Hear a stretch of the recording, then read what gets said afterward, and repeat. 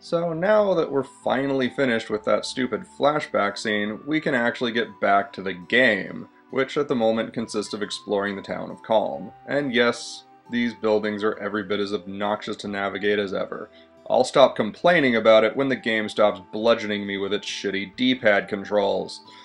But at least we get to find items around the town as we go, so that's some consolation. Although when some of that treasure consists of a gun which can only be wielded by a character that won't even join your party for another 10 hours of gameplay, looting the houses kind of loses its appeal. And after a quick stop at the shop to upgrade your equipment, it might dawn on you that the game has kind of neglected to give you an actual objective at this point. The game soon remedies the issue, however, as at the front of the town there's a guy who says someone matching the description of Sephiroth wandered off to the east, which happens to be the only direction you can actually travel in.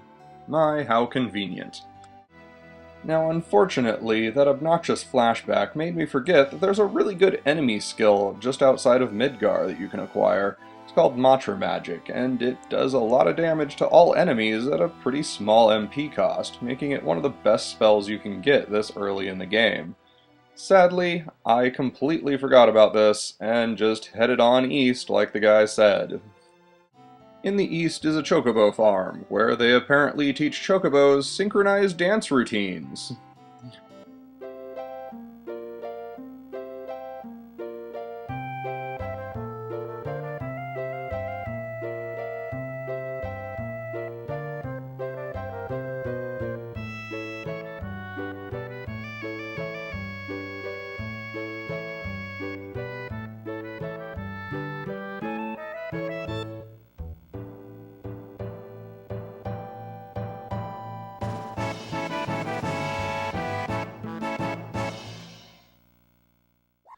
Your reward for sitting through the performance is the Chocomog materia, your first summon materia. Summons are basically spells, except that they're more powerful and you can only use them a couple of times in each combat. The Chocomog one, being your first, is of course the weakest, but at least it's fairly entertaining.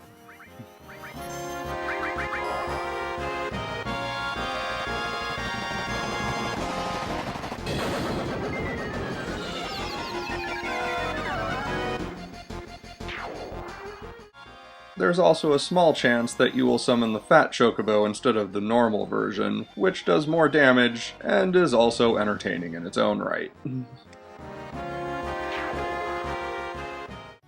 Meanwhile, back at the ranch, the owner will tell you about the Midgar Zolom, which hangs out in a swamp to the south.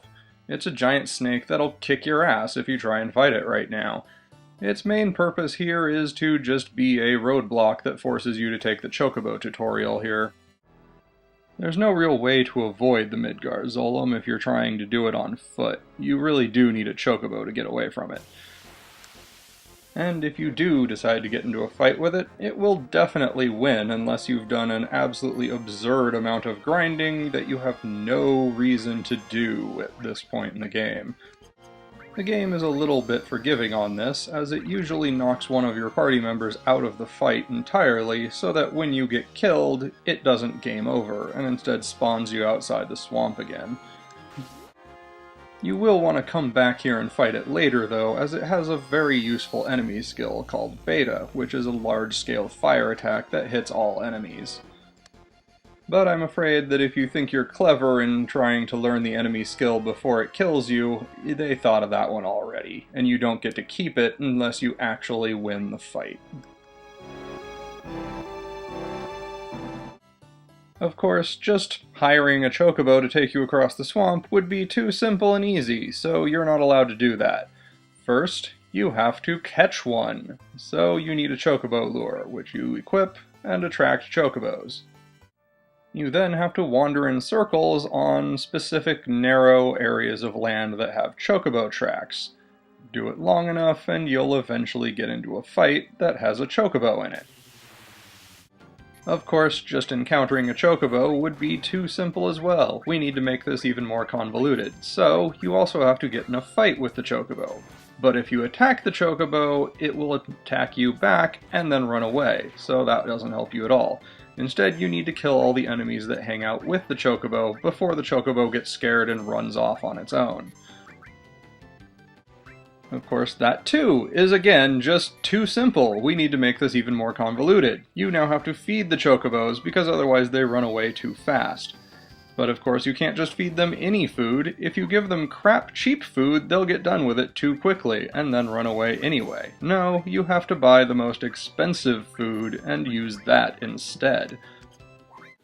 Once you've gone through all of that needless waste of time, you finally have a chocobo that you can use to cross the swamp. Just remember that it doesn't make you immune to fighting the Midgar Zolom. Run into it on chocobo and you'll still get your ass kicked just as handily as before. So do it right and it'll take you about 5 seconds to cross the swamp. Yep. All that effort just for 5 seconds to avoid an obstacle that really didn't have to be there in the first place. So, you want to guess how many times the plot will force you to use this chocobo through the rest of the entire game? Go ahead, guess. Yeah, that's right, 0! You never again are required to do this. This is just a one-time thing that simply wastes your goddamn time. Well, across the swamp is a cave, and it's a dungeon. An actual honest-to-God dungeon with, like, branching paths, and monsters to fight, and treasure to find. You know, what, like, 90% of an RPG actually should be. Yeah, it's been a while. No, I'm not counting that crappy dungeon in the flashback, because nothing there mattered. At any rate, there's at least a good enemy skill to pick up here, so make sure you get it. It's pretty useful. Now, the dungeon is pretty short and simple, but hell, at this point, I'll take what I can get. Enjoy it. It won't last very long. After a disappointingly short amount of actual gameplay, you run into the Turks. You know, those assholes who are trying to kidnap Eris. Turns out they're not trying to kidnap Eris anymore. They're trying to track down Sephiroth. Big surprise! They've also got a new member named Elena, who's dumb. Really dumb. Like, accidentally just explaining their entire plans kind of dumb. They also say that Reno has been injured, theoretically by you in that fight you had with him, although I don't recall ever really injuring him. He kinda just left, in perfect health, before we did anything to him, really. So I'm not sure what that's about. So, what did we accomplish with this cutscene? Well, we met a new character who is completely and utterly meaningless to, well, anything, and we found out that Sephiroth is headed to Junin Harbor, which is already where we were going, so we would have bumped into him there anyway. Yeah, so I guess this didn't really do a damn thing. Huh. So I guess we'll just have to chalk this one up to another waste of my goddamn time. Thanks ever so much, game. So once you're out of the cave, you can head towards this tower in the distance. You might run into some giant owl monsters on the way. They don't do anything special to you right now, but do remember them. They have one of the best healing spells in the game that you can acquire as an enemy skill later on. The tower is Fort Condor. There's not a whole lot going on here, but there is a bed you can rest at, and a few shops you can shop at. Shinra wants to turn this place into a Mako reactor, but nobody living here wants that, and they're fighting off Shinra's army. They ask for your help, but then they don't actually let you do anything, except donate money, which you're probably pretty short on right now. So it turns out there's nothing to do in here except leave. Yeah, great game design, people. Junin Harbor is just a little further on, but once you go inside, you'll probably start up the plot and not be able to get back out, so make sure you're ready. And you do want to go off into the forests first, because unlike that stupid Fort Condor where you can't do crap, you can actually do a side quest out here, and it's one that you won't be able to get again for quite a long while, so you want to do it now. Sometimes, when you're in the forest, you get in a random fight with a ninja girl. This only happens on Disc 1, and this is the first point at which you encounter a forest, so this is the earliest place to encounter her. If you defeat her, you'll get a chance to have a conversation with her and get her to join the party. You've kind of got to play a guessing game here with her. Choose the right option and she'll continue the conversation, but if you choose the wrong one, she'll just steal something from you and leave. Play to her ego, however, and you'll eventually get to the point where you can actually get her on the team. Now you get to rename her whatever you want, just like everyone else. Yuffie? Look, I know I've been keeping their names the same this whole time, but I am not keeping that. Okay, you want to change something for localization? Fine, but when you change it to something completely and utterly retarded sounding, now we have a problem. Fortunately, I can solve the problem just fine, and Yuffie joins the team. So now you can head over to Junin, and there's not a whole lot there. There's a weapon shop that does not sell any weapons at all. And there's also a lot of miserable people because Shinra's been polluting the oceans and killing all the fish and environmentalism and yada yada yada. Same old, same old. There's also an old lady that thinks we want to cross the ocean to the western continent. So I guess we're going to cross the ocean, because I don't know, we just are. So, with that kind of logic fueling the plot, it should come as no surprise that our next objective is to hang out with a little girl who's trying to teach a dolphin how to talk. And this soon leads to a boss fight. In town, when we were least expecting it, and totally unprepared. Not cool, game. Not cool at all. This fight is really freaking obnoxious, too. Partially because since you weren't expecting it, you're probably going to start the fight out injured and with half your MP gone, which is not how you want to start out a boss fight. It doesn't help any that there's no inn in town to rest up beforehand, so if you don't see this coming, you're kinda screwed. But that's not the only problem with this fight. There's also these weird moments where the boss just sits there and the whole fight just pauses for reasons I can't understand. He also tends to trap you in bubbles, in what I assume is going to function pretty much the same way as those pyramids that Reno used back in Midgar. If I'm right, just attacking the bubble will free her, so let's give it a try. Okay, that clearly didn't work at all. I just hit Eris instead.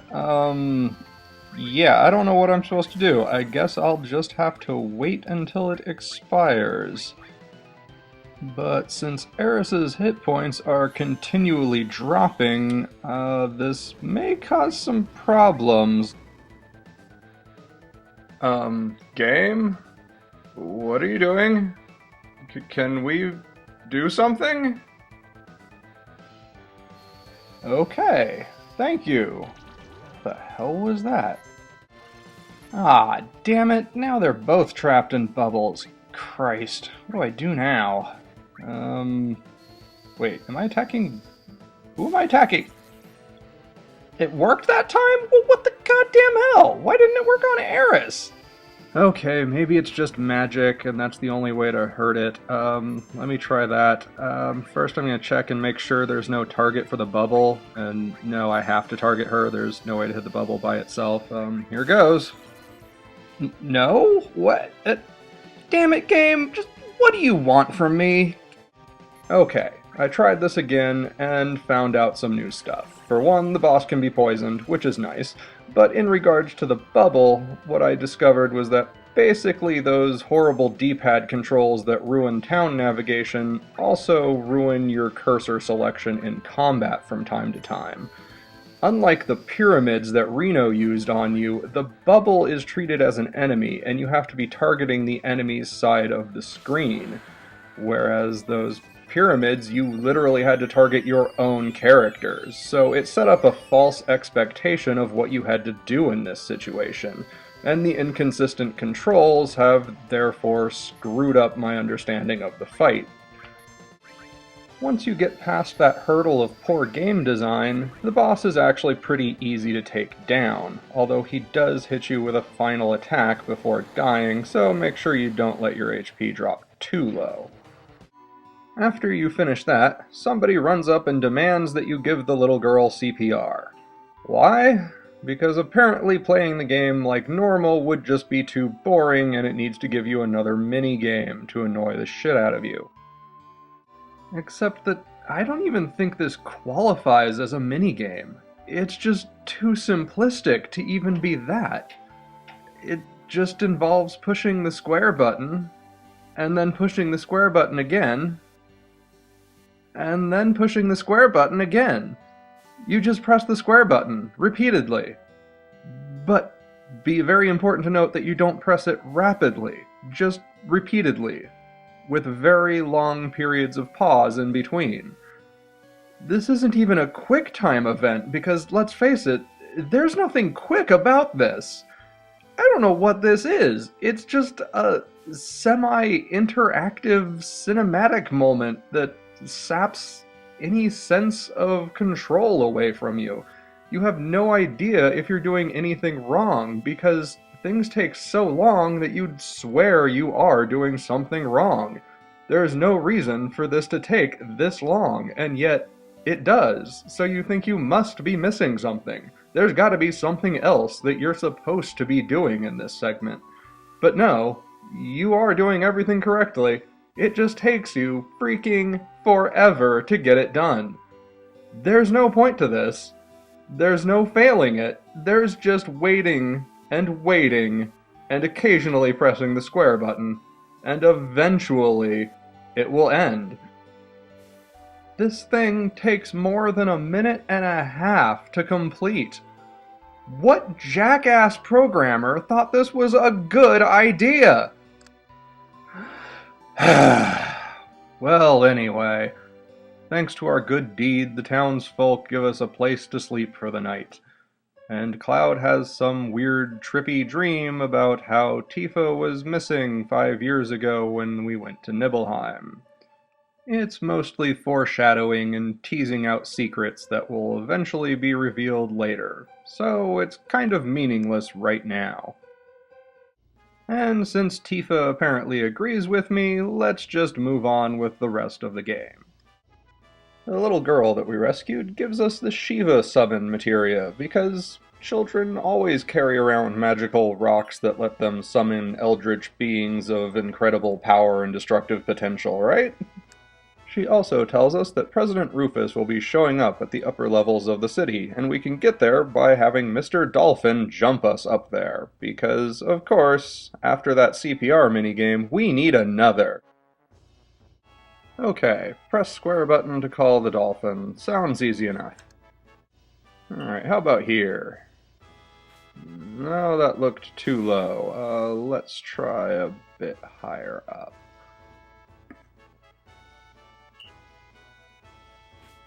No, that still didn't cut it. Let's see.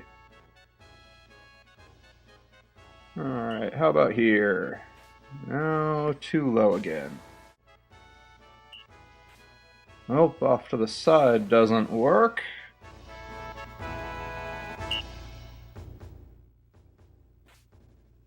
Damn, too high again. Damn it! Damn it! Damn it! Damn it! Damn it! Damn it! Damn it! Damn it! Damn it! Damn it! Damn it! Damn it! Damn it! Damn it! Ah! Wait, no, I didn't mean to push the button there. They dropped me where I needed to be?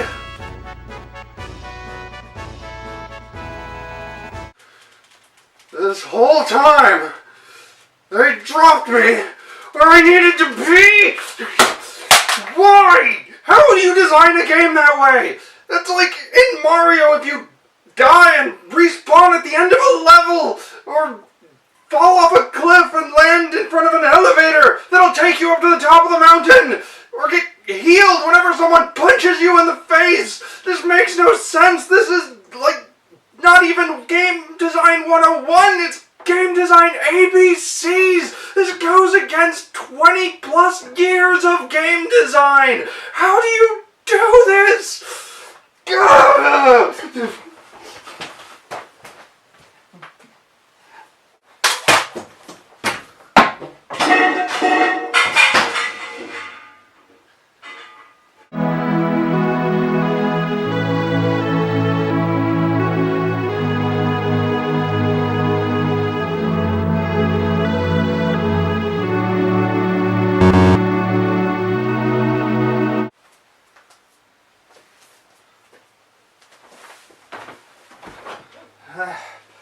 Uh, uh, hey everybody. I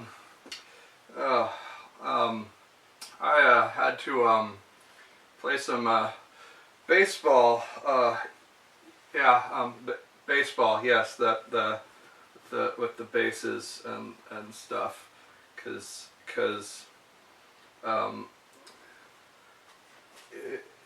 it's good at exercise, and you need exercise, so I needed. But I'm back now, and we can get back to the game. So yeah, everything's fine now. So yeah, the game. Back to the game. Yes. We've now reached Upper Junin, and there's a big airship that I'm sure won't be important at all, ever. And we immediately get accosted by a soldier who wants to have us change uniforms, because we're about to start another mini game. This time we have to join a parade and march in step with other soldiers. It's also pointless and stupid, with poor controls and poor explanation that will make you frustrated and confused as to what you're actually supposed to be doing to succeed. I went through this one a couple of times and found that when I was more accurately performing the maneuvers, I actually got a lower score, and decided that this really just was not worth the effort it took to put into it. If the game wasn't going to stop me for failing, I was just going to ignore it. Fortunately, you can proceed even with miserable failure in the previous minigame. Unfortunately, you get immediately locked into a locker room with a couple of other soldiers to play another minigame. Why? Well, at least it doesn't take long before you're allowed to opt out and go explore the town instead. And of course, by explore the town, I mean blunder around awkwardly due to the horrid D-pad controls that continue to plague everywhere you go in this game. And around town there's some shops to upgrade your equipment, and there's even a weird ghost version of the beginner's room, just in case you need to rehash what the hell the game actually does.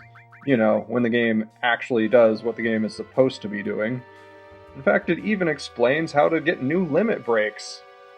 It's a pretty clumsy explanation, but at least it's something, I guess.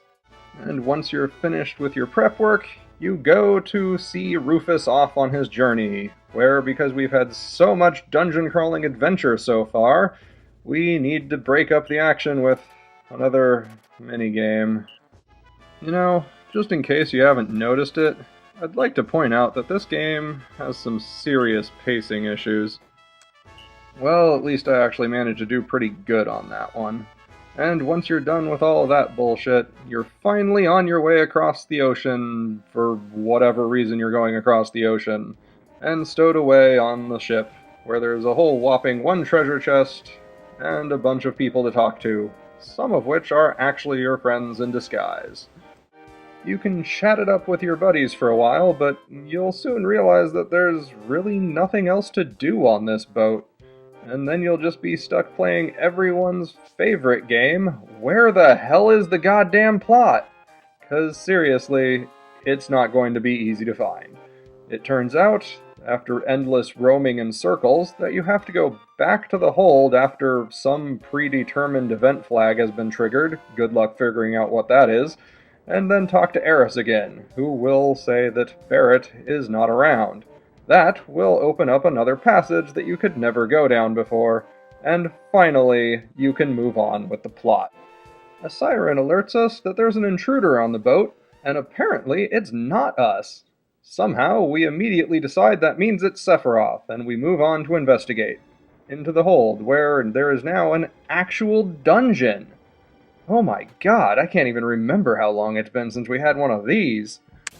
I mean, it's even got random fights and everything! In fact, I'm so excited I'm gonna celebrate by using Chocomog. Now, granted, the dungeon is only one screen long, but that's all the fun the game is going to allow us to have right now. You see, after all of those mini-games, the contrast would just be too great. It would be like staring into the sun after getting your eyes dilated. At the end of the dungeon, we find out that it is, in fact, Sephiroth here, and that he somehow has gained the ability to float through walls and fly. He drops a turd on us before taking off, leaving us to fight his strange mutant pile of crap.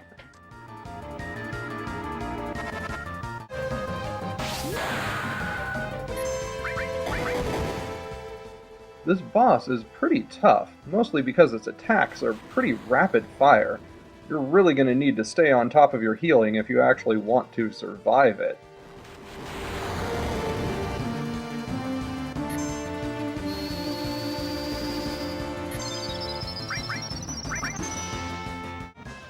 It can seriously tear you apart before you even have a chance to heal. That's how fast its attacks keep coming.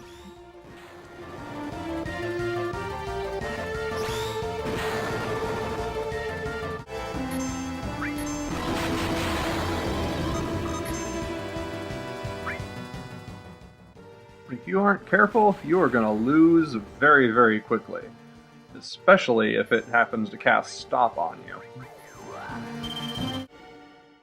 Your best bet is to probably take Eris along here, so her healing limit breaks can keep you in good shape no matter how much it pummels you. You see, game, you can actually be fun.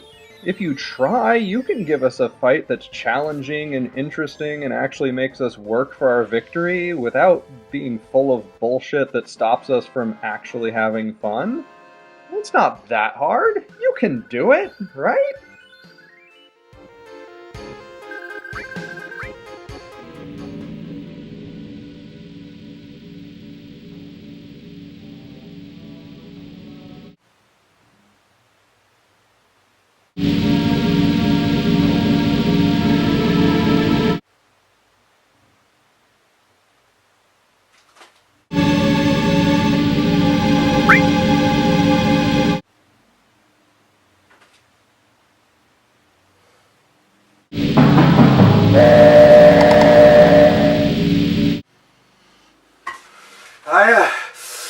I need to play some more baseball. I'll be right back.